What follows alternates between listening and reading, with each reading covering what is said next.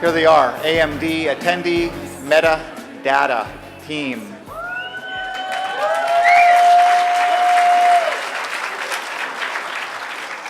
Can we get our slide up on the screen? This is the funky little badges. I had a weird idea about a year ago, and it exploded. And so these guys are going to talk about what we've done and what's actually happened. We had an intro session on Friday where we talked about the whole thing, and this is basically a summary of how we went from it not working on Friday to it having lots of colorful, exploding things on screens all over the place now. So, Chris, why don't you start and go through what we went through from Friday to now with what wasn't working and what's working now. Okay. Sorry, I don't have a chair here. No, that's okay. I just got to pull the mic really close. We started out on Thursday, and we came. Sorry, I don't have a chair here. No, that's okay. I just got to pull the mic really close. We started out on Thursday, and we came in with some of the software built, a fair amount of stuff working, but once we actually got the real-world system up and working, of course, some things changed, some things worked, some didn't. So we started.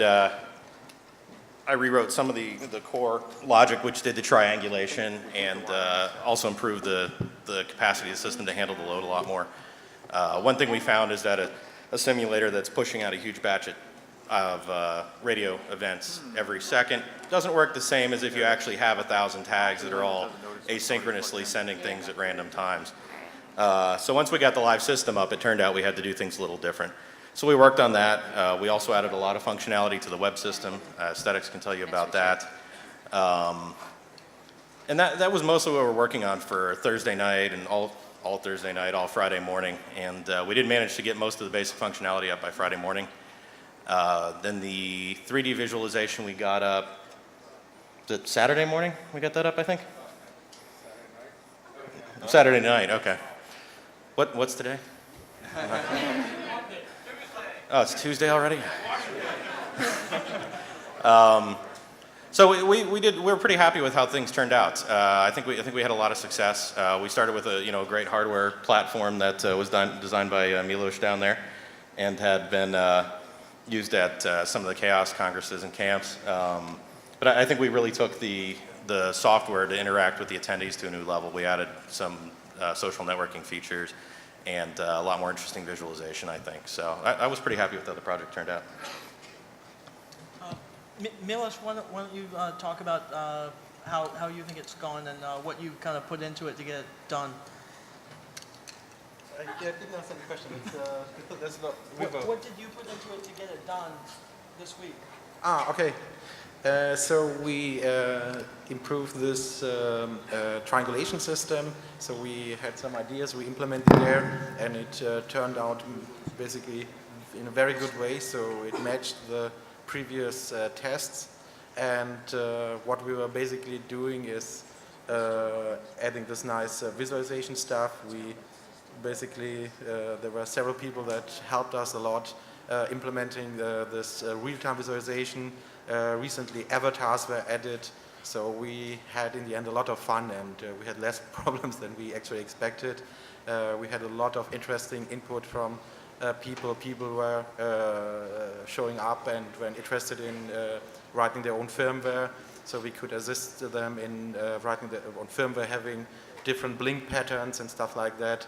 So there were a lot of interests shown, and we had people, for example, that wrote .NET applications for visualization. They wrote small scripts to being able to see where their friends are currently. So people are actually using our APIs, and we are very glad about this, that we created this nice set of applications and people are actually using it. So thanks to you guys, you used our stuff, and we got a lot of good response from you, so we are basically very happy about the stuff we did, and thanks for your great support and for cheering us up because we had lots of trouble on the beginning. We didn't get any sleep at all, and thanks to your positive input.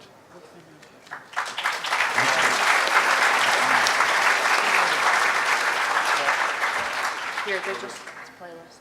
What do you want to do? Why don't we want to start with visualization? Sure. We can kind of show that. So this is actually something we added pretty late today. This is based on a user-contributed visualization system that you can actually go and click on an ID and it'll show you information about them. So we went and enhanced that a little. Oh, it's a short movie. Oh, also it crashed. Yeah, your VLC loves your movies.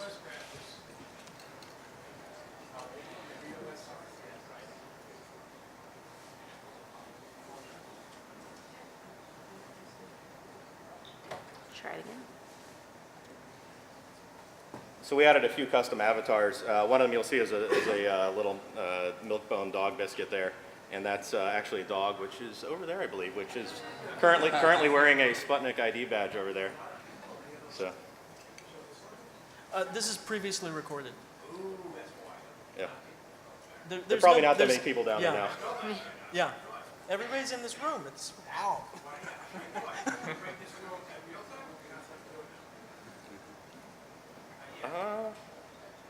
I don't think we have the visualization software installed on this system, so I don't think we can.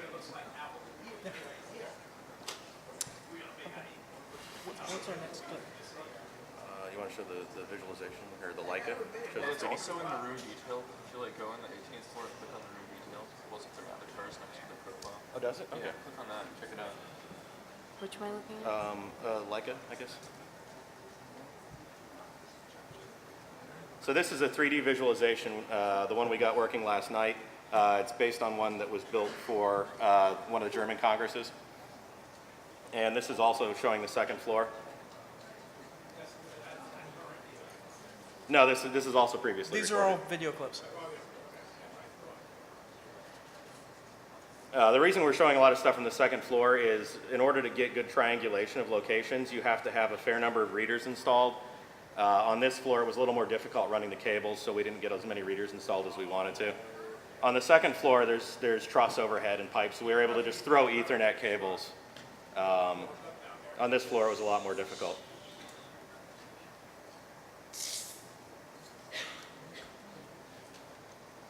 And I don't even want to show the social one. So, and you want to talk about the stuff aesthetics? A little bit about Sure. what we did here? This video. I haven't seen any of these videos yet. Okay, so I hope the talk reminders worked. Like, we were having some issues with the mail daemon at some point, and we got that working, so the pings were working. And what's going on there is, see, there's a ton of stuff here. You can select the provider, and you can choose email or SMS, and in theory, X number of minutes before the talk, it'll send you a reminder letting you know that the talk you wanted to see is upcoming. We also have, you can input where you're from, like your hometown by zip code. And the reason we're asking for zip code and country is because we plan on visualizing that on like Google Maps or something. And then you can cross-reference that with other interests. Like, for some reason, 8 people in Alabama like cryptography. And you can find out who they are, and you can use that to do a bunch of cool stuff. So you can subscribe to talks, unsubscribe. I don't know what else. There's a ton of stuff in here. Now, you guys have been doing some data mining. What have you gotten out of that? I know CPFR and Aesthetics have both been doing a lot of crunching on that. So for the most part, we mostly work on visualizing just base aggregate statistics, which you can see if you load stats.php. These are just aggregate statistics of what talks people liked the most, where people spent the most time in terms of activities they did. In the future, and you're more than welcome to do this because we are going to be giving the location data set, conditioning on various statistics. So you may query more specific kind of data, like what are the interests of people that come from Alabama that went to this con today? And we can also do this by time too. So we can see, I think there's the left column for a lot of these is per hour, and the right column, the aggregate, is just the total for the entire con. So we can actually do an hour by hour comparison and watch the interests like as people come and people register. we can actually do dynamic graphs and watch the data change as the con goes on. That gets really cool. Can you pull up the webpage? Yeah. Pull up the website.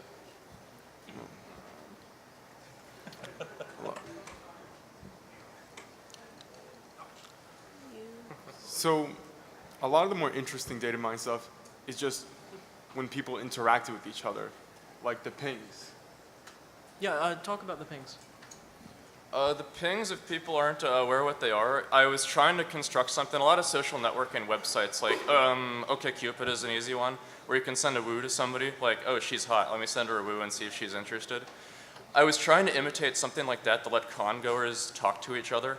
If you click on the email icon, it will send your email address and an email to whoever it is, and likewise, you can send them a text message with your cell phone number. And it's just a way to help people connect together. What are the statistics we're looking at right here? Those are the most popular zones as of the last hour and in general. As you can see, people like being in this very room a lot. So we can actually rate the talks by, it's not even just filling out, I thought this talk was cool. We can gauge how many people are actually attending each talk live. And we can actually cross-reference that with if you subscribe to a talk and you didn't show up. And we can see who actually showed up to talks as opposed to who subscribed to talks.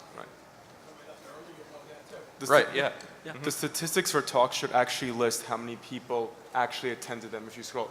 These are the actual attendees that have gone to each of these talks.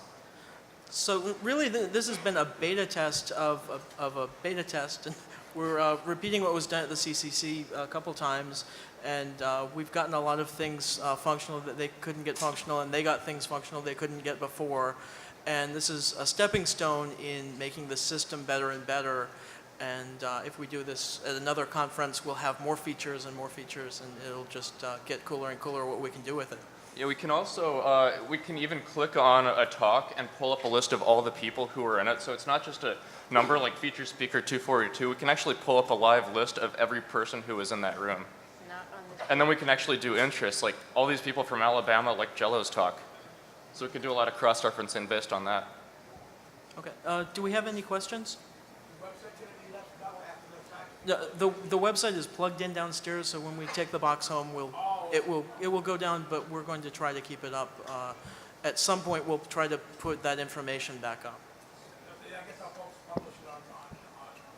We're not sure yet, but you can check hope.net in the future. There are a few things that are going to go up. We've already started posting some of the log data. That's just tag IDs, so there's no private information, no PII involved in that. So we'll be posting that. We'll also be posting source code and possibly movies of the entire conference sped up. As time goes on and we have time to add things, we'll be putting that up, and that will be on the and.hope.net site. Okay. Any other questions? You reset your password at the information desk, provided they're still open. How much do these things cost you guys actually? I think Mitch can answer that question. Let's see. Excuse me, my voice is totally gone. But it cost $12,000 to make 3,500 of these boards. 1,400 of those 3,500 have the parts for tracking on them. That's what we could afford. We wanted 3,500, and we got the maximum we could afford for $12,000 that were with the parts. So thought they did a pretty good job when they manufactured them, huh? Yeah.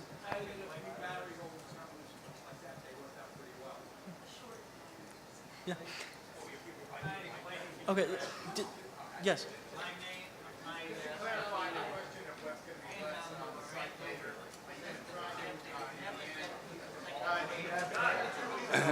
This guy right here.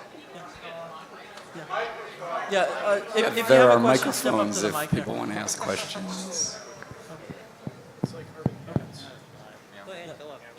Just to clarify a little bit about the data you're going to retain for a period of time, are you going to try to put it all up on your website within the near future? Passwords and telephone numbers and I think usernames will not be released. Right, Email but addresses, et all cetera. Or non- email addresses. all non-personal information that Right. came All out of this non-personal experiment. information will Right. be released at some point.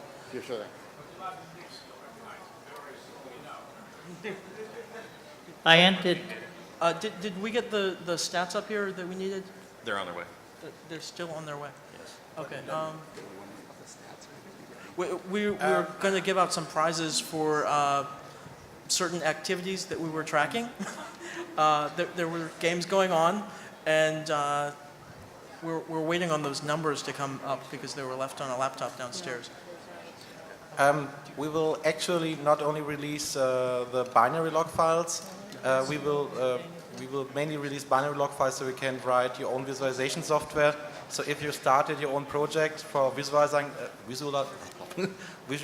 the data, there will be a source code available where you can generate demo data based on the existing conference. So we basically will replay the whole conference and you can test your applications with it. This is the first thing we will release.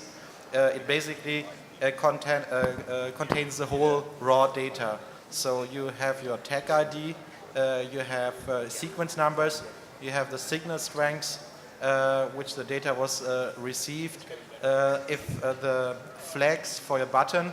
So for example, if you decided to use your button as a bookmarker, you can later assign this data to a movie you render from the conference or whatever. So basically you get all the data you need. We additionally release pre-processed text data, which so you don't have to worry about this binary file format. And this data will also contain a rough estimation of your position, so you don't have to deal with this if you don't want to. And you can use this data easily to use script languages to post-process the data and, for example, to find out relationships between groups, for example, to find out if certain tags appear relatively often at the same place. So this can be used to reverse engineer social contacts. So we are very curious what you will come up with. We gathered an insane amount of data. Already the binary log files are something like 6 gigabytes of data. So I just want to make a quick comment. We want you to have as much fun going through this data as we have, considering it's yours. yes.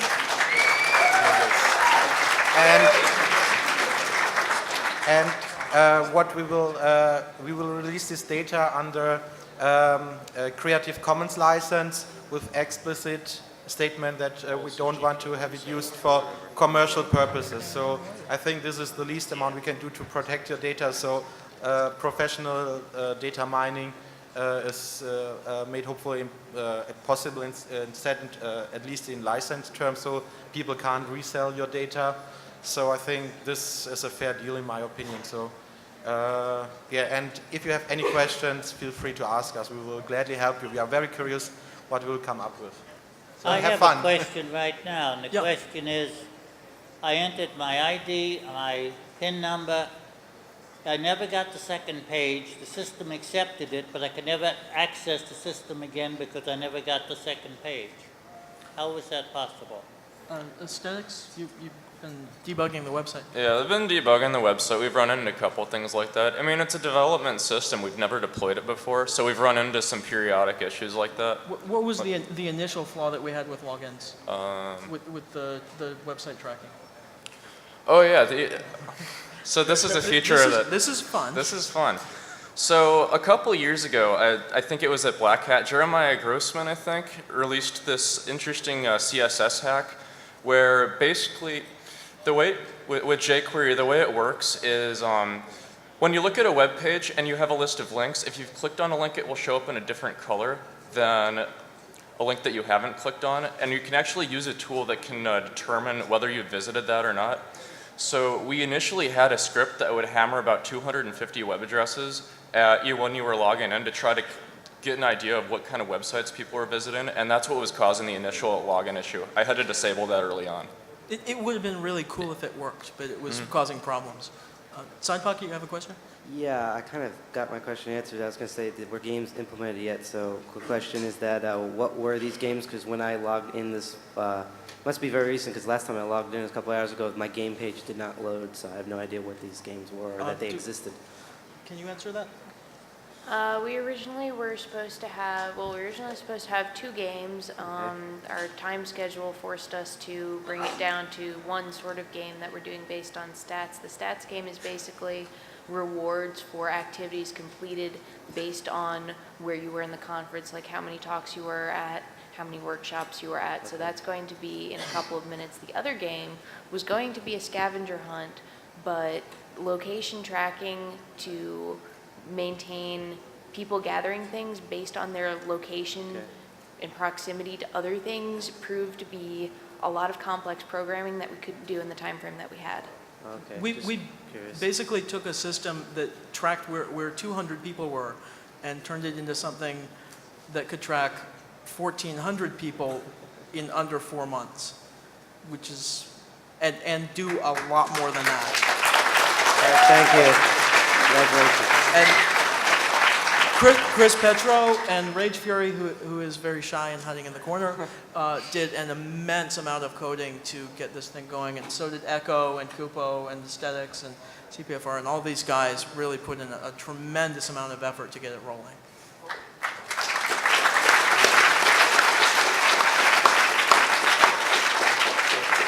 Question? Quick one. In light of the large financial investment that was made in the hardware and the fact that the tags are reprogrammable, do you recommend that people retain them for possible application in the future, not just as a souvenir? That's Milo's question. Yeah. So please bring your text over at the next conference. So in case we do this tracking, we can reprogram it so it's not a big deal from our side. So we will probably, there will be another tracking. We will make another batch, but you can easily reprogram it. And so bring your tags next time, and we will reprogram it for free and probably, yeah. Thank you. Yeah. I just wanted to point out that maybe a really interesting statistic would be the % difference of people who were there at the start of a talk versus who were there at the end of the talk.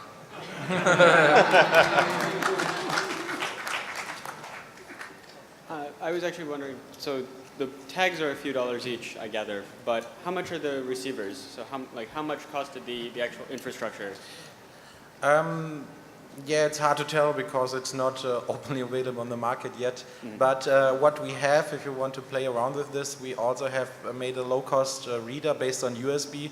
It's called Open Beacon USB. It contains an ARM processor, so you can just plug it into your laptop and you can run basically the same algorithms on this. So if you have, for example, say at university, you just plug it in random computers and you can set up this tracking system easily. And currently I think it's sold for something like $85 or so each. So I think that's the cheapest possibility. We will come up with a new reader design which will be also open source with an ARM processor. And we will release this something in 3 to 4 months. It will contain SD card, micro SD card slots, so you can store data locally, and all sources will be made available again. The existing readers you see here is based on a custom design we did, and it's a highly proprietary microcontroller. It's a Ubicom 2022, if somebody knows it. It contains an embedded 10 megabit Ethernet interface, but the SDK for it is tremendously expensive, something like $7,000, so it's no point of releasing it into the public. Therefore, we are currently clean room re-implementing a new Ethernet-based reader based on the OpenBeacon USB, basically. You have this very nice free RTOS operating system running there, so even for programmers that are not experienced in embedded programming at all, it's very easy to create tasks there. It's very efficient. The remaining code footprint very low. You have a debug terminal over USB, so it's very, very easy for average command line programmers to extend it. And it will have a full TCP IP stack, a web server, so basically it is, I think, our suggested platform for Ethernet-based tracking solutions in future. So please be patient and you will have a nice open source solution in some months. check back to our openbeacon.org website, and they will keep you up to date. Thank you.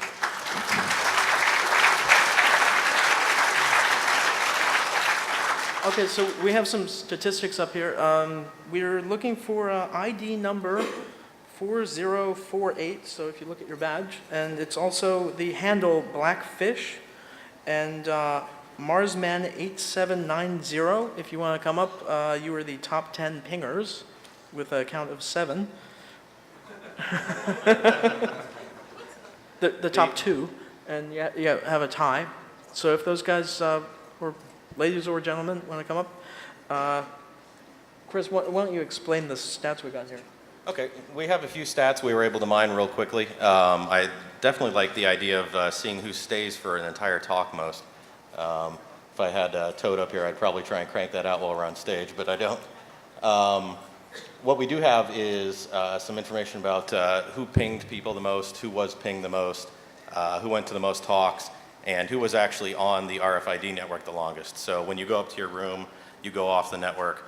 When you leave to go out to lunch or whatever, you go off the network. But there are some people who are actually in either on this floor or on the second floor for an extraordinary amount of time this weekend. So we've got some prizes for them too. Okay, this is Blackfish, and he's won a TV Be Gone.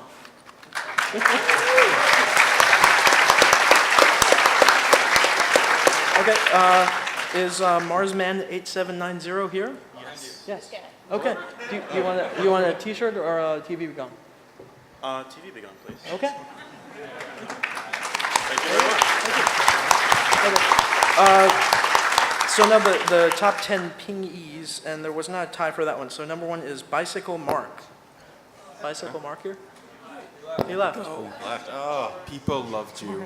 Okay, show of hands from the team. Do we go to the next one, or we try to find him? Yeah. Yeah? Is, Okay. is Chuck next Norris one on the here? list. Chuck Norris.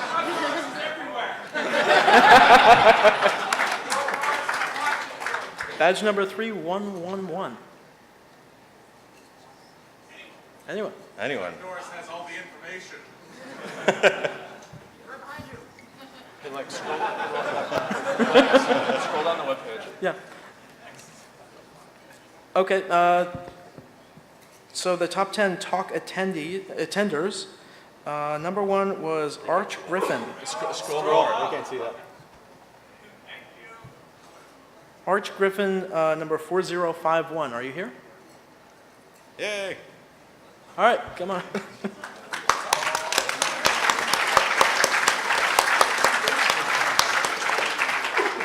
And top 10 spent in range. Tech Darko was here for. Also, we have one other person there who actually went to 25 talks. He's been in the radio booth the entire weekend.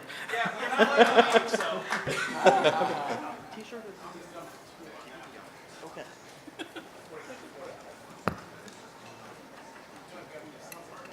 Okay. I think. Does anybody else have anything else to cover? No? Can you scroll it? It's at the bottom. Oh, okay. No, we can't scroll up. No.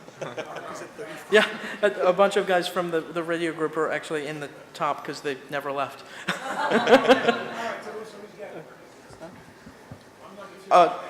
He came up. Yeah. Okay. Yeah. Okay, thank you.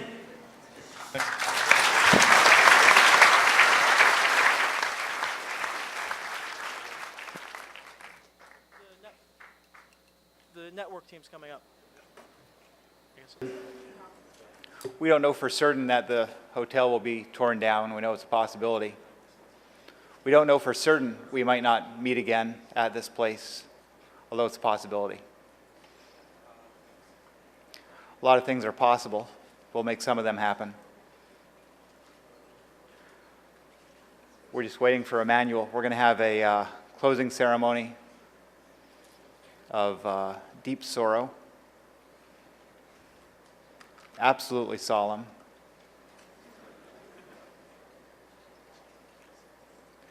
We're also going to invite the some of the people, not necessarily every single person, but some of the what we sometimes call the core group, the group of people that were section leaders, the people that have been working on this for up to a year, certainly quite a few months. A lot of emails, a lot of cell phone calls, a little IRC, face-to-face meetings, whatever it took. Let's have the core staff, everyone knows who they are, I think, come up on stage. Emmanuel's on his way in, I think, as we speak.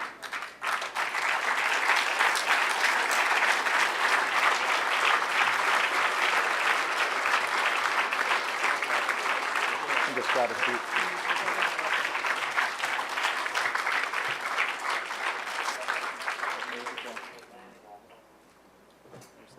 I know he's on the way.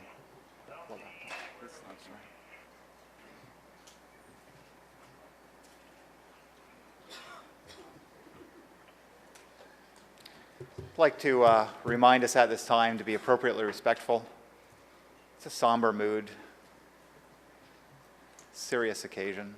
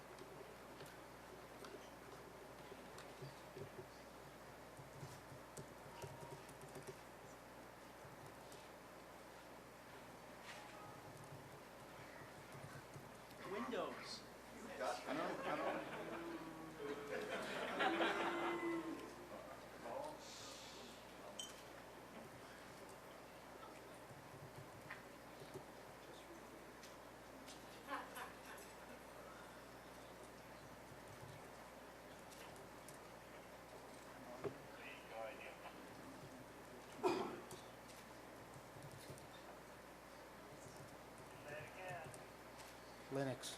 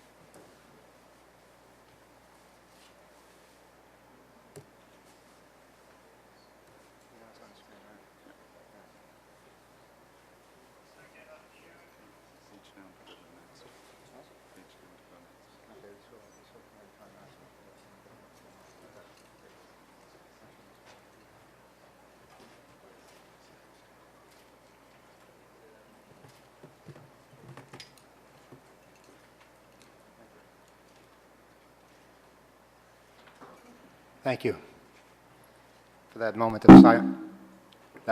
of silence. Thank you. I don't suppose there's any way to have these brilliant lights taken off of me, is there? No. Okay, fine. 1 second. I'm dealing with several computers here. Okay. Well, we're gathered here today to remember hope in all its glory from 1994 until 2008, the present day where we're currently gathered. And let's try and remember the conference as a positive thing, something that we started back in 1994 and had again in 1997 and then in 2000, and I think beyond that as well. Yes, it's been a long weekend.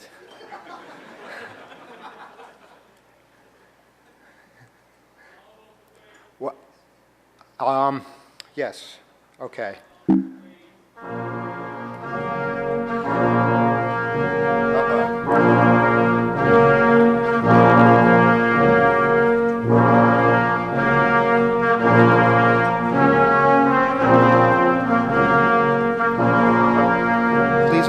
respect.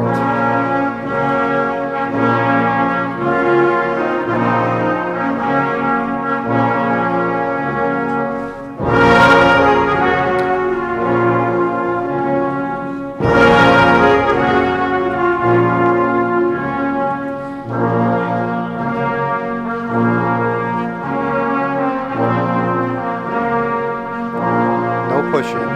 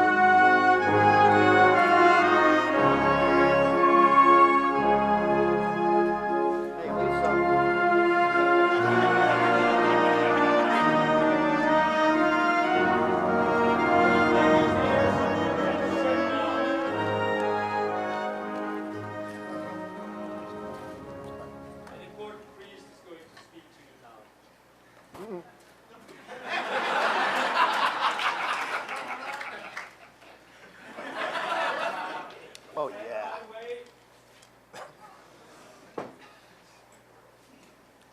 That's the blood of hope.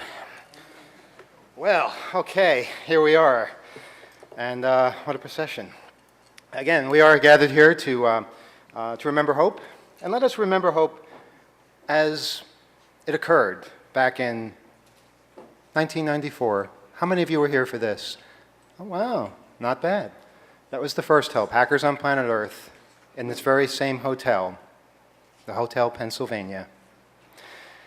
In 1997, we moved to a different location.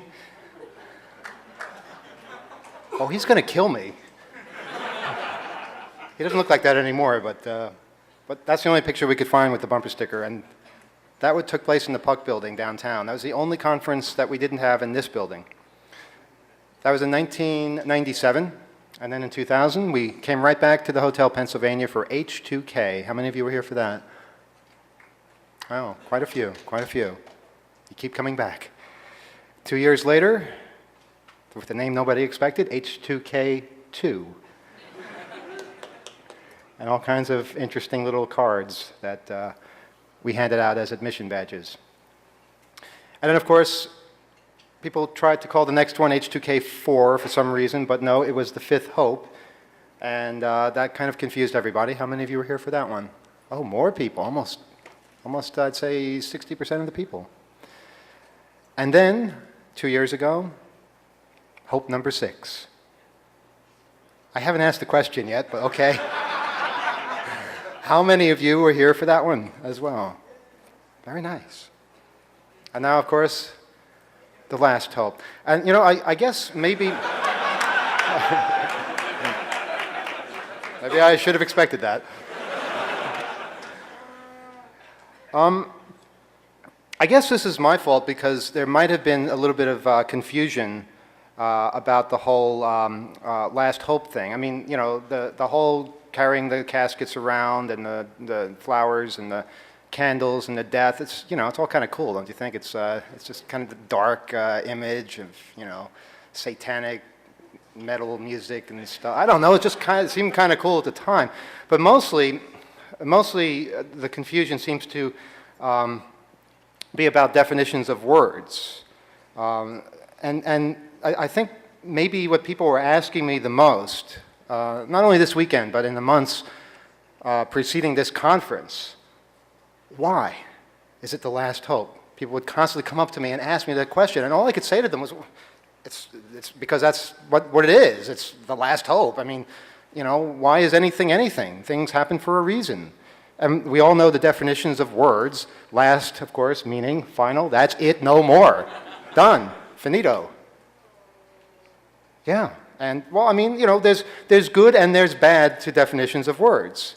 All right? And for instance, this is one thing you can say. This is the last year we will have this man as our president.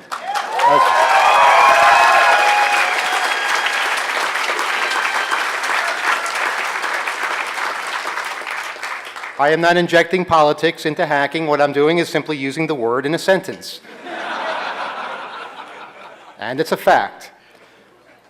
Now, here's where I must take a little bit of responsibility for perhaps not being entirely clear. There is a different meaning to the word last.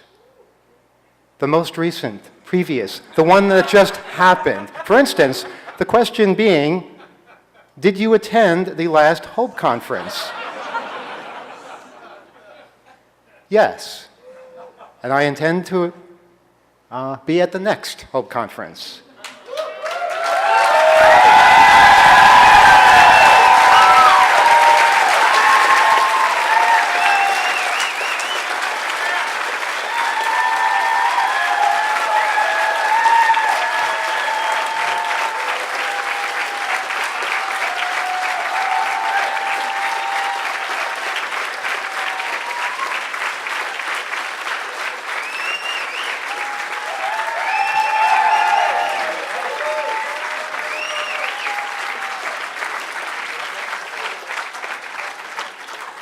Maybe we should have had the last hope a long time ago, if that kind of response. But yeah, you know, they're not going to tear this place down. No way. I mean, this place is just it means too much to too many people. And I've heard from a lot of people who work here that the plans, because of the failing economy, believe it or not, the plans to tear this place down have been shelved for the indefinite future.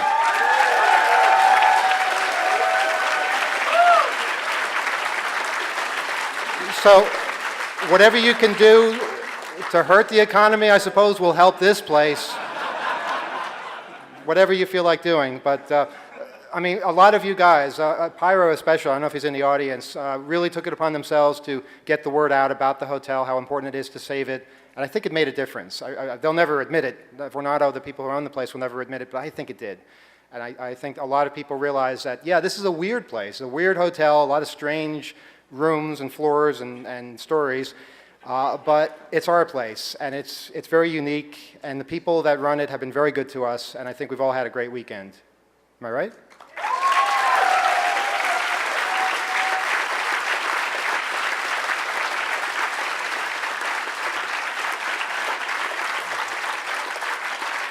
And I really have to thank you guys more than anybody, because you established the tone of the whole weekend just by being so cool, hanging out, and learning so much, coming to the talks, being part of the whole AMD project, which people worked so tirelessly on to make that work. The Radio Statler, which I thought was an incredible idea. So many things happened at this conference. I think we had more projects than ever, and we had a bigger turnout than ever. And that's one of the reasons why, hell, we'd be crazy not to do this again. So yeah, we're going to be here. But, you know, I don't want to be the only person thanking people, because I'm going to forget so many. So I'm going to just introduce it to the people down there. These are only a few of the people that have been working tirelessly for weeks, months even. Actually, I guess I really should introduce Mike first, because he's the guy responsible for bringing Club Mate to the United States.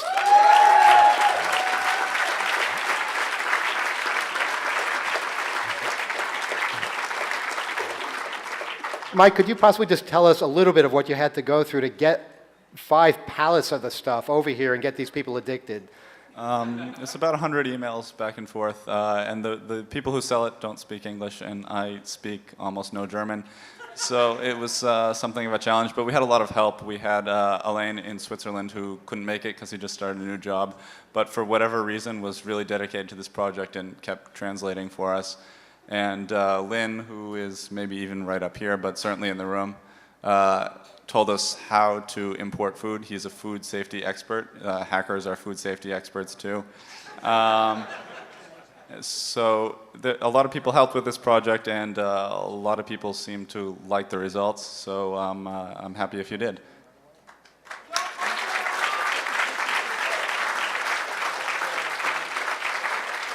I should say that if you want to buy a lot of it, we'll probably consider importing more. So go to club-mata.us and click on the contact link and get in touch if you want to buy some. Yeah, it turns out the magazine business isn't all that profitable, but this is something that we really could become millionaires at, so we're going to give that a shot. The first 24 years, all right, that was good, but now it's about addicting caffeine beverages. We have Germany to thank. Nick Farr here from DC. I think it was seeing Nick in Berlin just buying bottles of the stuff by the armful and with this manic look on his face that told me, you know, there's something here. There's a market to be exploited. And I want to thank you, Nick, for putting that idea in my head. And in fact, you have a whole pallet that you're taking home with you for your personal use. Yes, thank you very much for that. That's most excellent. I'm serious. For those of you that don't know, I ran a project called Hackers on a Plane, which took people from last year's DEF CON to the CCC camp. And unfortunately, some of the people that I brought over to work for me started to realize how fun Berlin was, how fun their certain recreational materials were, and quickly disappeared, which meant that I had to stay up for 4 or 5 days at a time, and I don't think I could have done it without Club Mate. As soon as I get my pallet home, it will be a very productive and sleepless 3 months.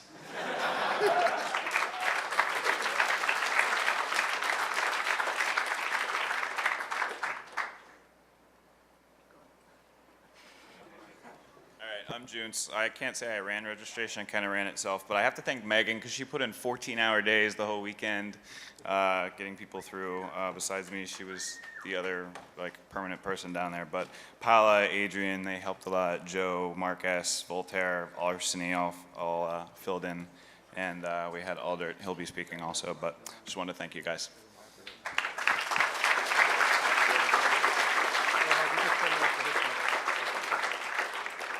I'm Cheshire, and I was the volunteer coordinator this year.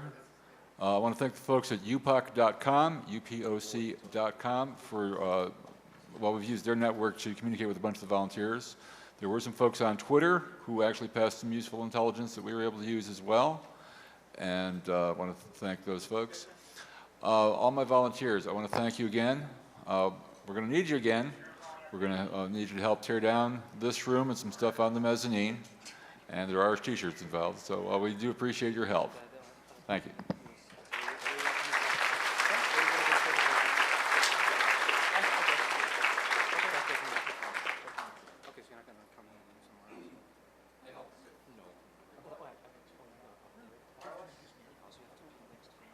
Are we on? We are. My voice isn't, but we are.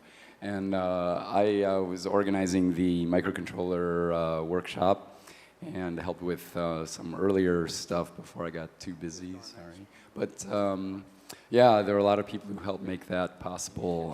All of my friends at Noisebridge, the hackerspace we're starting in San Francisco, including Rachel and Andy, and there's also Konstantin. Thank you very much for making so many people happy, making cool things with microcontrollers.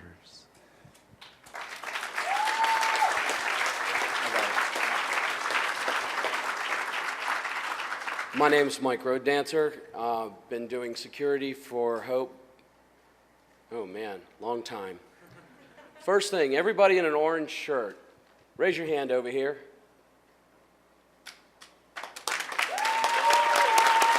Okay, these are the guys that had to put up with sleepless nights, missing a few of the sessions to keep an eye on everybody else. Let me tell you, from me, thank you. Where's Frank at?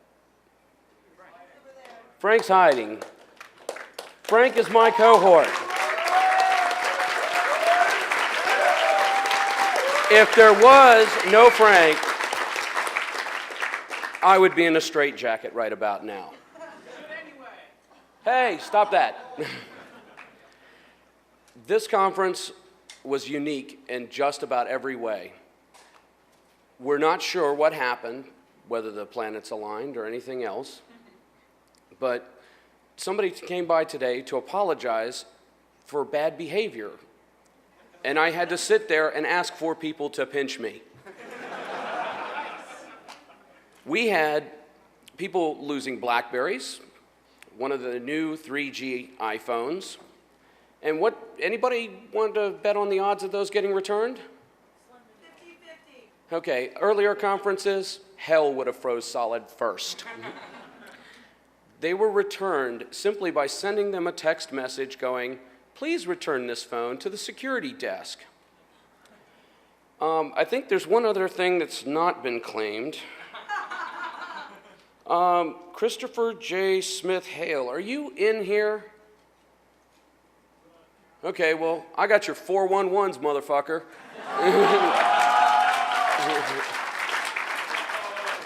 I'm gonna mail this shit back to him.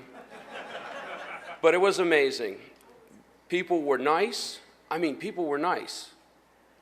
The speakers were incredible. Everything went smoothly. We didn't get any sleep.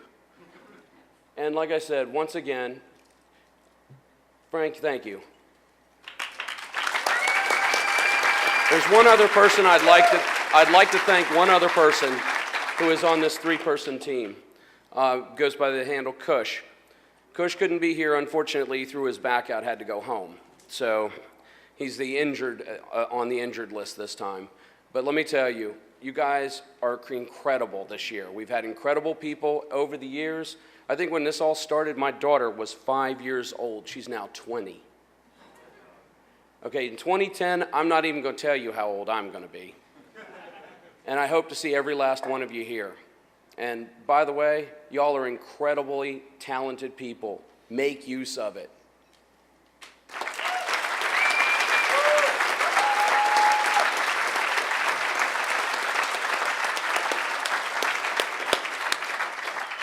We have so many more people to thank and so many more things to do. And why are you hitting me? Okay, all right, we'll get to it. There's so many things. We all want to get to all different things, but I know everybody has their favorite talk that they've been to. We had more talks than ever before. I think we had 100 or so, not counting the unscheduled ones. We had 4 tracks, which is a first for us, and I think it went really swimmingly. All of our speakers showed up. No cancellations or anything like that. And an amazing job by all of them. It's simply incredible. We had Adam Savage here before. We had Jello Biafra and Kevin Mitnick and all kinds of well-known people, as well as all sorts of people that you haven't heard of before that are really cool and really talented. One of whom happens to be here now. I don't know how many of you attended the corporate anthems talk on Friday night, but this is just something absolutely incredible. I saw this in Germany, and Johannes from Austria is here just to liven things up a little bit. I know things have been a little bit down with the caskets and all the black stuff. You know, let's get a little bit more happy and positive and think ahead to the future, to the next hope and all that. Johannes. Okay. Hello. It's always such a wonderful time in your, I have to repeat it, free-ish country. So, my name is Johannes, and I'm from Austria, and Austria actually looks like that. I'm from a piece of the world you maybe never go, but you know, we have like a really interesting history of fascism and Hitler and all that stuff. That's kind of cool. And we speak a strange language called German, okay? Actually, it's the standard variety of Austrian German. Yeah? The difference is like a German would say Scheiße, and an Austrian German says Scheiße. Yeah, that's like, okay.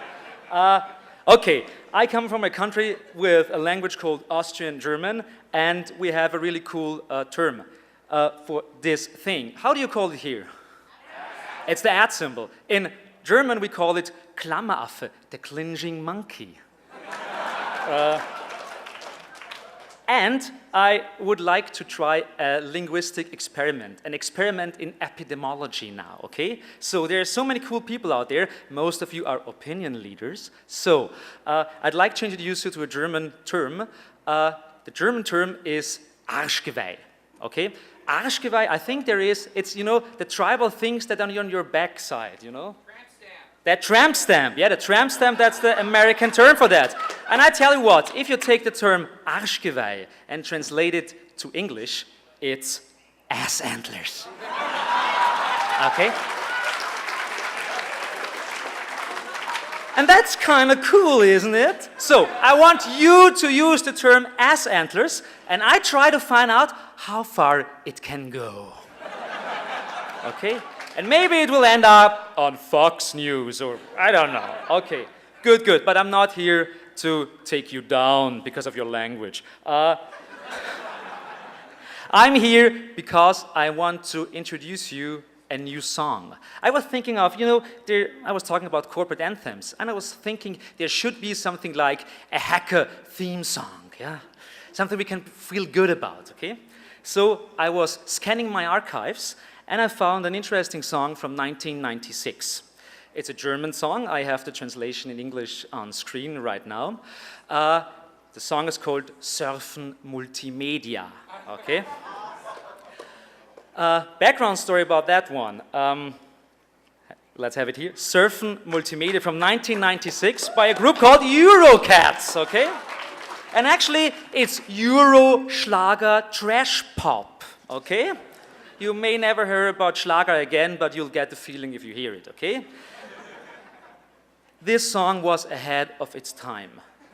Like a pretty white trash Schlager techno song in 1996, singing about the internet. Of course, there was no market for that, but I see the market here, okay? So you won't be able to sing with me because it's in German and you only get the really bad translation. But I think you should feel good about it. And if you want to stand up and dance, please do it, okay? By the way, a big applause for the guys from A&V. They are incredible. They actually make us being able to be heard by you.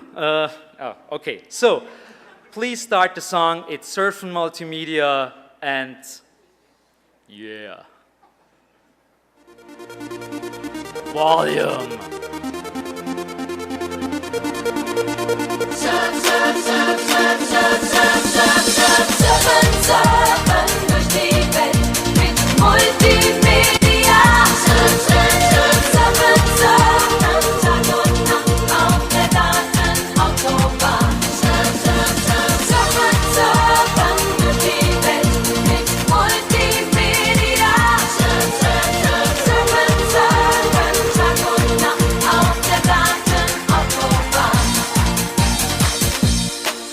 Komm heute Nacht ins Internet, ich warte schon auf dich. Mensch, sei ein User, geh online, im E-Mail triffst du mich. Surf, surf, surf, surf, surf, surf, surf, surfen, surfen durch die Welt mit Multimedia. Surf, surf, surf, surfen, surfen, Tag und Nacht auf der Datenautobahn.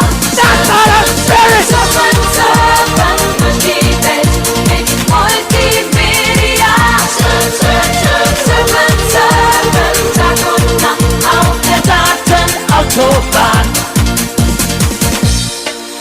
Und fehlen dir ein paar Megabyte, du findest sie bei mir.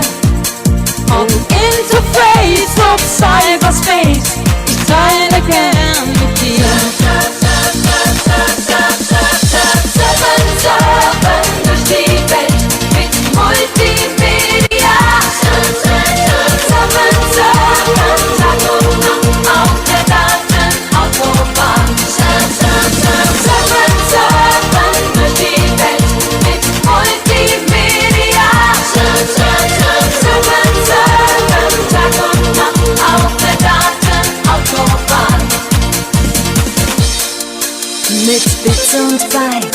Maus und Klick, da gehen wir auf Tour.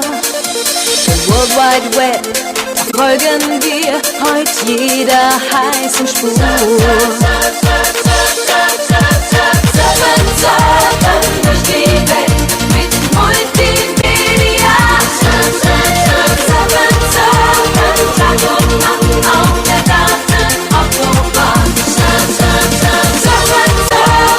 durch die Welt mit Multimedia. Surfen, Tag und Nacht auf der Datenautobahn. Surfen, Tag und Nacht auf der Datenautobahn.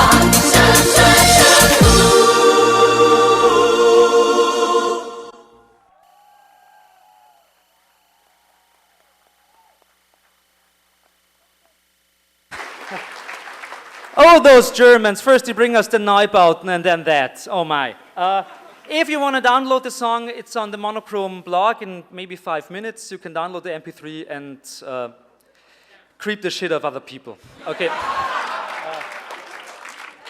It's here. That's the homepage. Someone in charge here? Yeah. Okay, yeah, he is here, of course.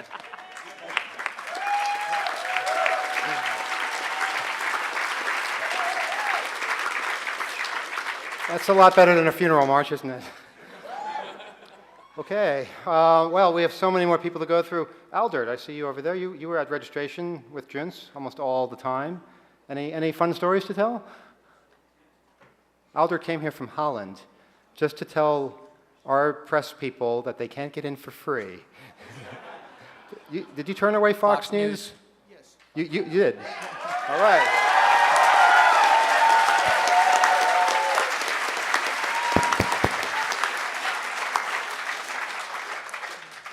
Yeah, I had about 800 emails from all kinds of press people, press organizations, and basically I told them all, you know, you can get in for free if you put some press up front. And all they said, well, we have a blog. I said, no, we have blogs ourselves. That's not good enough. And only like a handful, 8, actually managed to give us some upfront publicity, and all the other ones were not allowed in for free. That's it.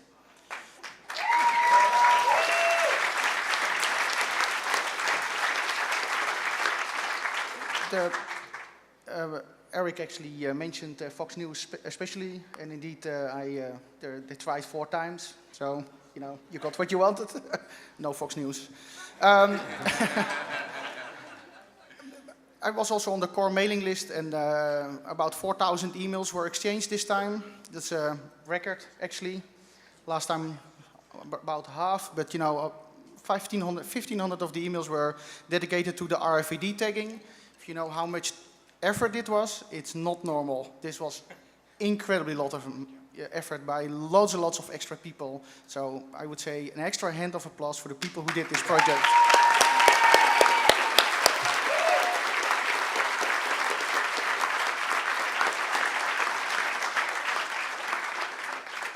Also, the people who really organize this, that's only like 5 people, it works like clockwork. They know what to do, they know where to get it, they know how to barter, how to get it cheaper than ever. It's incredible how incredibly tight budget this is possible. In Europe, you cannot do this for $80. $80, that's amazing, guys. I find this amazing, from being from Europe to do this for $80. Give yourself a round of applause.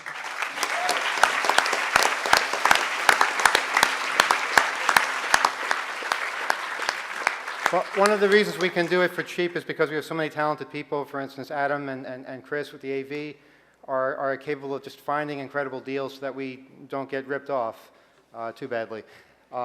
And we just have so many talented people that are doing work that ordinarily would cost a fortune to pull off. For instance, the artwork from the program and on the badges. Our artist Fred is around here somewhere. He did an incredible job.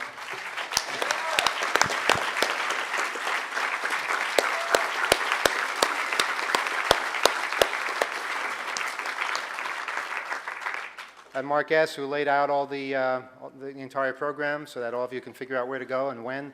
Not here right now, but also worthy of a lot of applause, I think.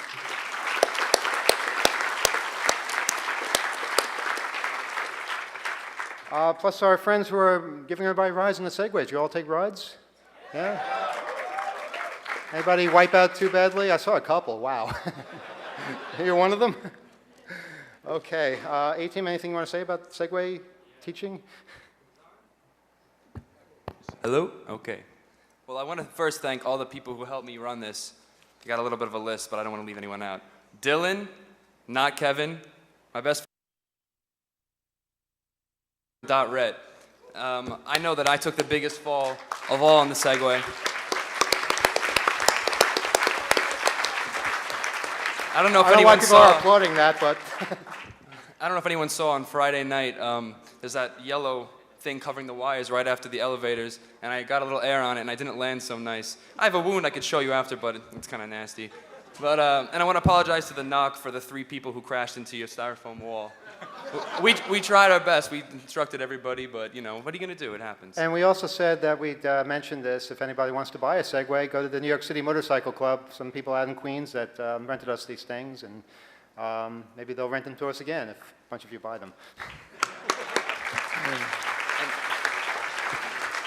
And of course, we mentioned the artwork, and of course, the artwork in the inside the actual space itself, the caskets. Well, actually, not the caskets. We found those someplace else. Long story. We dug them up somewhere. But all the other the little what's the word for it? The candles and what? Yeah, the artwork here. Installation art. Yes, installation art. Well, there's that too. But I'm talking about what was happening on stage and the signs and all that. Rob T. Firefly, Gray Frequency, putting all that together. And there's Gray.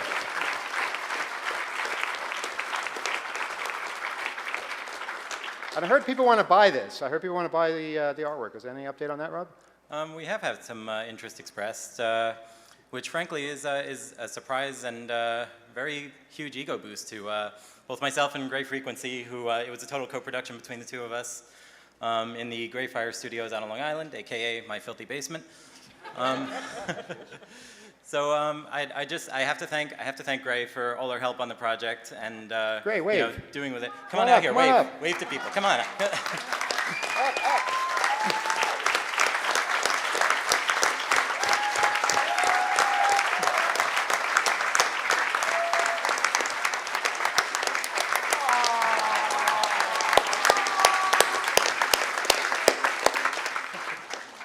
And I also have to thank Gray's husband, Renderman, for helping with the final assembly of the finished products. Do we want to tell the story? Do we want to tell the story? About how they became husband and wife. Gray wants to tell the story. Gray wants to tell the story. Do you want to tell the story, Gray?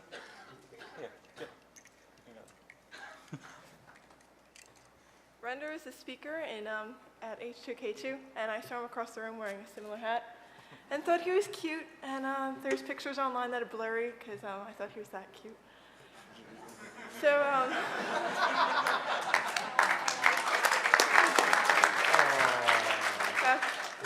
So the next hope afterwards, he flirted with me, and we ended up dating, and it's a bit of history after that. So thank you, Hope. And thank you, Emmanuel, for having hope.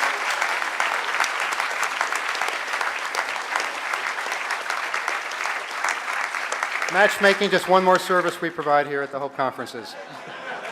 If there's any other stories out there of people who have met up at conferences, or perhaps children that have been conceived at conferences, I don't know, or couples who have broken up because of the conference, I'm sure that's happened a lot. Yeah, no one's gotten arrested at this conference, I don't think. Steve Rambam made it out safely. I hope. Yes, thanks to our security team. Nick, you also had something you wanted to add? Oh yeah, I was too busy thinking about my Club Mate to properly thank my Hackerspace Village people. Would all the people from Hack DC, Hack Toronto, the Hacktory, C4, MetaLab, and Noisebridge, could you all stand up real quickly if you're out in the audience, if you're still here? Could you give these guys a huge round of applause for throwing a great, great village?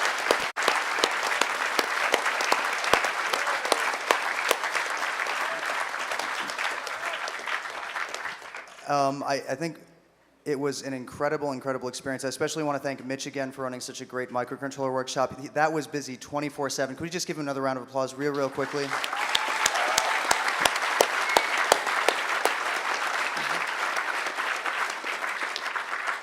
A lot of people were coming up to me today saying, oh wow, this was such a great thing, it's such a great success, but ultimately whether or not the Hackerspace Village is a success or a failure will depend on whether or not you go out and build hackerspaces where you live. Check out hackerspaces.org, and thank you very much for letting me run this here. Thank you.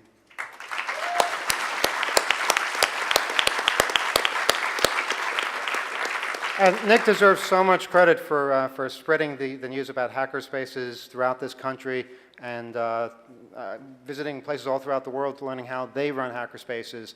So it's a real movement. It's something that's spreading all over the place. And in another couple of years, I can only imagine what it's going to be like. It's really, I've never felt this optimistic about the whole concept of hackerspaces, not since the days of the loft, I guess. Okay. Now, Bernie has been involved in many things in the conference. But there's one thing in particular that I'd like to have him talk about, which I think is maybe one of the most important things that we could have done, and I'm very happy that it worked. And Bernie, why don't you tell the story? Many here probably have heard of the radio show Off the Hook, and one of our longtime brethren, Jim Vicence, also known as Jeopardy Jim, has many of us may know that he was struck down by a stroke last year, a pretty serious stroke. And he's been making a remarkable recovery over the past few months. But this weekend has been his first public appearance. And a lot of people went to a lot of effort to bring Jim here. Jim, can you stand up for a second? Stand up.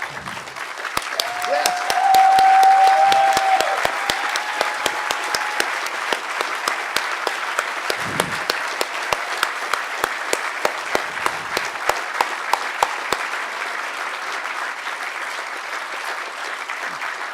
Let me just jump in for a second. A lot of people wanted to have Jim come to the conference and take part in it, but we were all so busy organizing the conference. Bernie is the one who took the time to make it happen. I don't know how he did it, but made dozens of phone calls and somehow made it a priority to get him over here, to have him stay at the hotel so that he would not miss anything from the conference, because he did not want to miss a moment of the conference. And I just want to mention a few names of people who were instrumental in getting Jim here and making his stay here a pleasant one. Suzanne Hirsch, Donna Stein, Mike McEnroe, Leo and Sergey Zagman, and David McMillan all gave a lot of effort to get Jim here and to make sure he was safe and happy. So thanks all of you.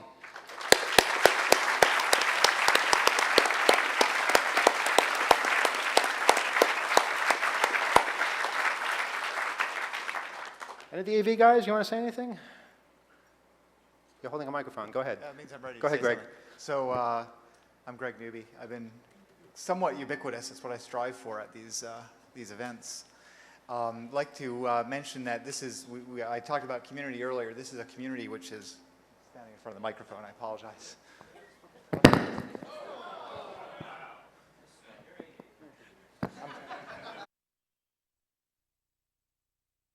After a certain amount of time. Anyway, so I guess I just really want to point out, thanks to everyone, great community, great meritocracy also. It's very easy to get involved in these conferences next time they come around. Basically, you just do stuff, and before you know it, you have responsibility, and before you know it, you're getting blamed for stuff. It's wonderful. But I really wanted to say that it's going to be great when we all go back to school, when we all go back to work, when we all go back maybe to house arrest this next week. That I hope your lives are changed. I know my life has changed every time I do one of these, and I think that's one of the wonderful things that happens when we all get together.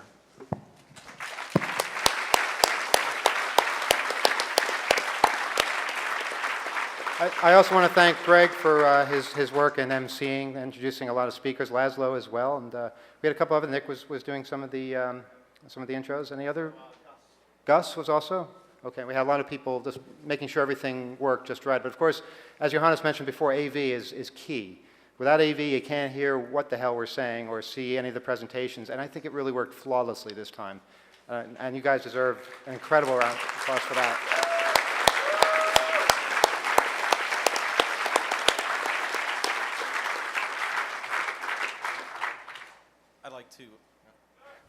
I'd like to thank Teddy from Media Archives for picking up the slack when we had some trouble with the people who were going to record all the talks.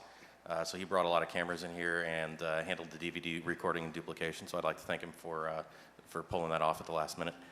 Yeah, that guy never slept. I mean, he was recording 3 tracks at once, 4 tracks. Was he recording all 4? Yeah. Burning DVDs 24 hours a day. It's incredible. Thank you so much, Teddy, for doing this.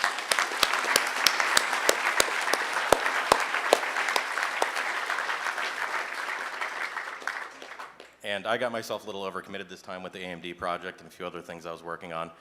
So Adam's been really running a lot of the show for the past couple conferences, and this time he basically just ran everything. I got here, just started working on the AMD stuff, and never really stopped. So he really took care of everything else. And so I don't know if you want to thank some of the people from your team. Yeah, I'd like to thank the crew that's been coming out with me from Pittsburgh for years with AB Tech at Carnegie Mellon University.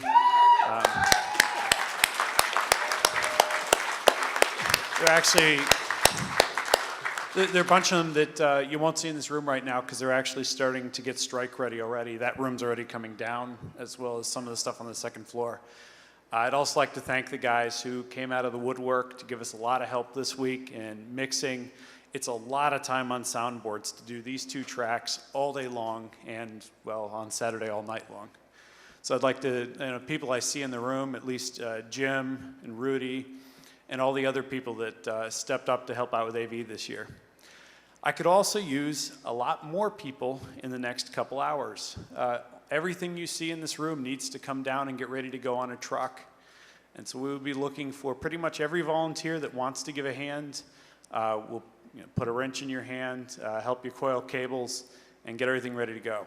So thank you in advance to all of you that are also going to be volunteers. And those of you who choose to become volunteers, what will they get for their efforts, Bernie?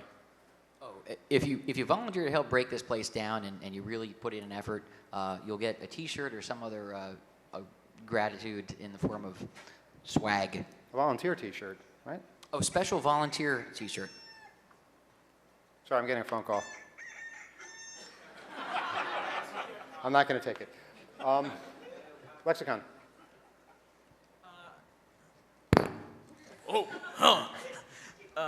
I was kind of in charge of the AMD team and Radio Statler, and I made a map of the expo floor so everything was kind of coordinated where it was going ahead of time, which was sort of a first. And the knock knock, I did that. I want to thank a bunch of people who were working on the radio. Nick got behind me here with the Radio Statler t-shirt on, was the chief engineer and pulled together an amazing assortment of equipment on like 0 budget. We were taking call-in shows and all sorts of stuff going on. Bunny grabbed gigabytes and gigabytes and gigabytes of Creative Commons music that we've been playing for 3 days. Here, videotaping. Hypo and TechDarko and Jeff and Nixoft and the network team and the video streaming team with Ethan downstairs who got us the audio from the talk so we could send it out when we had a chance. And everyone who did the show was great. Arca, who had to fly to Florida this morning, was our program coordinator, and he came in at the last minute really because our program director is stuck in Panama right now. That's Al Stroger, but Al, if he was here, he would have done a fantastic job. And of course, the guys who did Digital Music Night, all the musicians were really great. The high frequency noise, if anyone was a little bit offended, if you were closer to the screen, there was low frequency noise that didn't make it back. So anyone who was screaming, if you'd moved a little closer, it would have sounded better.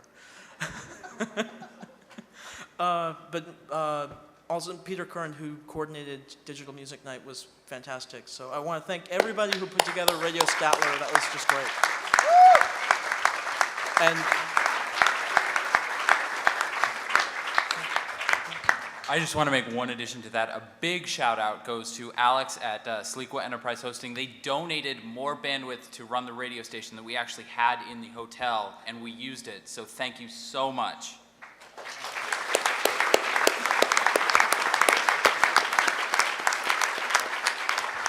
Speaking of bandwidth, I know we had the network people up here already, but wow, I mean, I just got to say, Dragorn and team did an incredible job this year. It was flawless. The only times the network went down is when something upstream went down, like you know, an office or something failed, and the president of the company was working on it, and we were never down for more than an hour or so.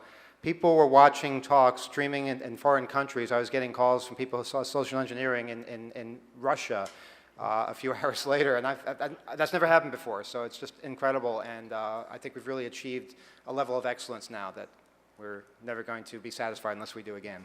So thanks Dragorn and everybody else.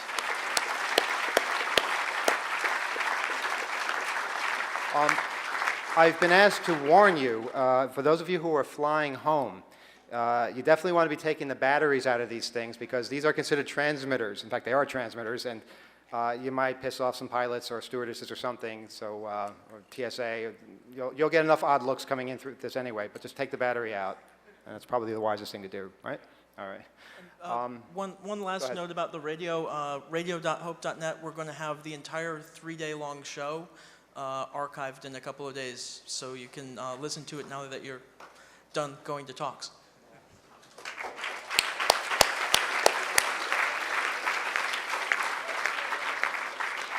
Mike has some thanks for the vendors that have appeared. I want to thank all the vendors who came and tabled all weekend. Some of them were there like past midnight. And I think they provided you guys with an interesting experience. And we want to thank some of our old friends from Differware and No Starch and Make Magazine, and some of our new friends from IT2 and NetWitness and a whole bunch of other people. I'm not going to read them all, but they're all really awesome. And thanks for coming, guys. Yeah, the number of people hanging out by the vendors for so long is testament to that. So that's really cool, and we're glad they came. Lynn is here to tell us something else, another milestone that was achieved at the conference. Hi guys. So we had a ham radio exam downstairs. I unfortunately slept through it, but Joe was there, and with the ham radio VE team that gave the exam, who were not hackers but came out, and they had the largest exam session that they have ever done at this conference. 60 people, over 60 people took their exam, and over 70% passed and got their ham radio license or upgraded their license to a higher class.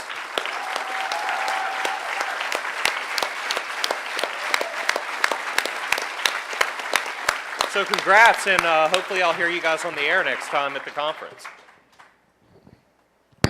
Bernie, wasn't me. Bernie, you have some exciting stuff now. Oh yeah, we have Why does everybody do that? You tap the microphone with your finger. Just talk until you hear your voice. We have a lot of swag to give away, and we couldn't figure out a fair way to do this. So if you just lend a hand breaking down, we've got hundreds of pieces of things, and I just want to mention some of the stuff we have and some of the vendors that gave it to us. ThinkGeek has given us several Wi-Fi detector shirts. It shows you if you're in a Wi-Fi area, it'll show up on your shirt. Some special USB memory keys, some shirts. O'Reilly Publishing gave us several books, including several copies of iPhone Open Applications Development and on Silverlight 2. Mitch Altman of Cornfield Electronics. Many of us know him as a hacker who has helped us put the RFID badges together, but he also makes an amazing invention called the TV Be Gone, which our hotel front desk discovered this week. Donated several TV Be Gones. No Starch Press donated several books. Locksport International, Doug gave us several lockpick sets, as well as Tool, the open organization of lockpickers, gave us some very cool lockpick sets. The Lost Film Fest, who put on some really great movies downstairs, has donated some movies, DVDs, some t-shirts. Some company called 2600 Magazine has given us a whole bunch of caps and t-shirts and mugs and mouse pads to give away. And Differware, one of our vendors, has a box of RFID wallets. So if you're worried about your credit cards with RFID chips having the info snagged, that's going to protect you. Oh, and Wiley Publishing, the publisher of the new 2600 book with, how many pages is that, Emmanuel? Oh God, it's about 900 pages. I'm pretty shocked by that. But yeah, it debuted at the conference, and Wiley said they've never sold anything quite as much as this in one place at one time. If you didn't get one, they're in bookstores, either now or next week. There weren't enough off the press to give them away here, but they did donate a bunch of copies of Kevin Mitnick's books, The Art of Deception. So there's a whole bunch of prizes here. If you just help out a little bit after this conference to break it down, you'll get something, as long as you're just here for more than just a couple of minutes. And we have a lot of special volunteer t-shirts that are designed specifically for the volunteers. So help out and you'll come home with something cool. You're the guys who make this possible, the people that help us strike at the end and help us set up at the beginning and just help keep it all smooth the whole way through. And it's what makes this conference amazing. People don't believe it's possible to do something like this, and time after time we prove them wrong. I want to thank all you for respecting the hotel, for keeping things sane and fun. And I also want to thank the hotel for being nice to us. I think they really went all out to make sure we got everything we needed.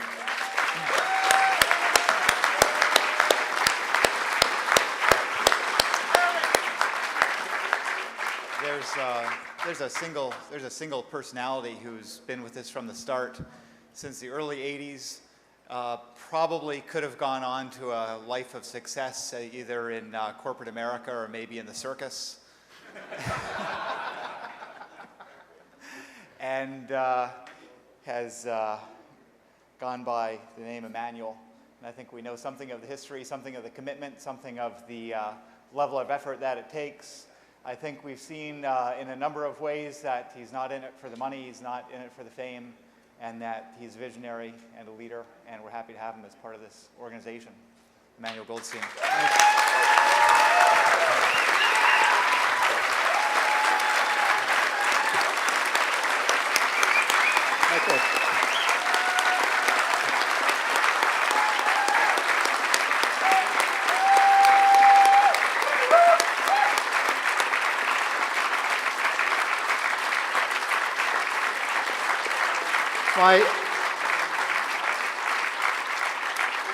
My only talent, we'll talk about that circus remark later, but my only talent, I think, is being able to recognize a bunch of talented people that can pull something off, despite people saying it's impossible. And I hope I don't lose that ability anytime soon, because you're the guys that make it fun.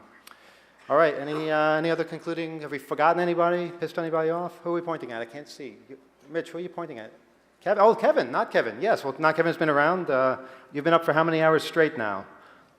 I have no idea. Something like Wednesday morning. Well, someone can do the calculation out. I don't understand how people stay up for so long. Well, of course, the Club Monte has something to do with it. But it's mostly the enthusiasm. It's the fun of being here and realizing that this only happens every couple of years. And that's what makes it so cool. So keep checking thenexthope.org. Speaker submissions open on Monday. And we'll be starting planning committee meetings next week. So don't you all think, you're not going nowhere. You're, yeah. We've got 2 years to get it together. Thanks, everybody. And please stick around, help us clean up so we can get out of here at a reasonable time and do this all the sooner. See you in 2010.